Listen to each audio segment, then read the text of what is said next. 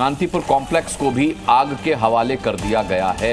नेपाल से इस वक्त ये बड़ी खबर है, कांतीपुर ऑफिस कॉम्प्लेक्स को फूंक दिया है प्रदर्शनकारियों ने इस इमारत को आग के हवाले कर दिया है। ये तस्वीरें आप देख पाएंगे, धू धू कर ये बहुमंजिला इमारत जल रही है।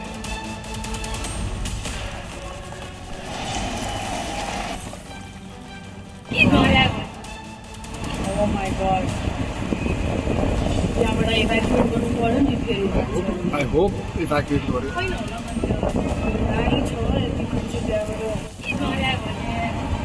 Oh my God. त्यहाँबाट इभ्याकुएट गर्नु पर्यो नि फेरि। I hope evacuate गर्यो।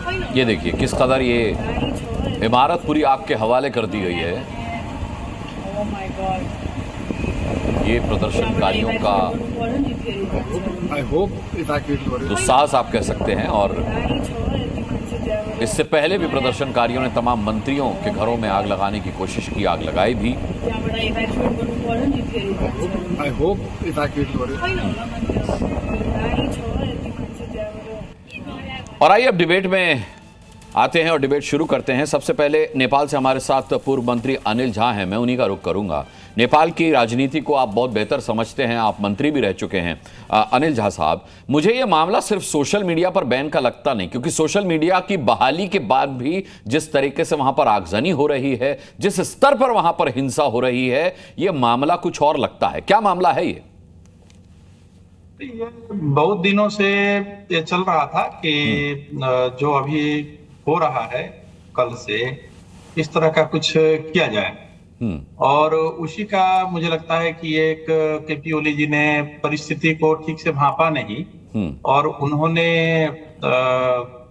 बैन कर दिया सोशल मीडिया पर। तो एक प्रकार से उसके लिए एक बहाना हो गया और वो भी इसमें जुड़ गया। तो उस मौके का अनिल झा जी, बहाना तो ये समझ में आ गया, निशाना क्या था? निशाना तो जो था वो सब आप देख ही रहे हैं कि मतलब किस तरह से आपने ही बताया ना अभी अपने भूमिका में कि जबकि सोशल मीडिया भी फिर से खोल दिया गया और प्रधानमंत्री रिजाइन तक कर दिए, तो अब जो कुछ भी घटनाक्रम आगे बढ़ रहा है ये जो है किसी देश को, किसी समाज को अराजकता की ओर ले जाता है।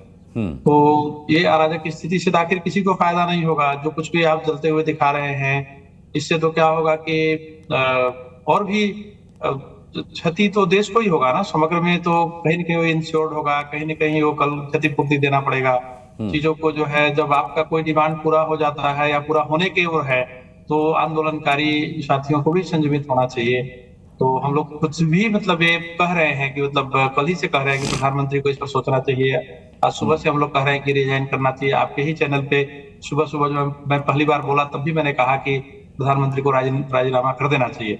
तो उन्होंने कर भी दिया। तो अब मान लीजिए कि जब देश का प्रधानमंत्री जो कार्यकारी प्रमुख है उन्होंने ही रिजाइन कर दिया, तो अब तो चीजों को नॉर्मल करने की ओर ले जाना चाहिए। लेकिन उधर नहीं जाकर के इसको और भी अराजकता की ओर ले जाने के लिए कौन तत्व इसमें है।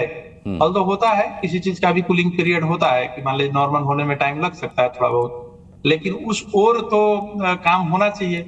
तो नेता सहित का आंदोलन और नेता बिना का आंदोलन में ये सब समस्या हो जाता रहता है।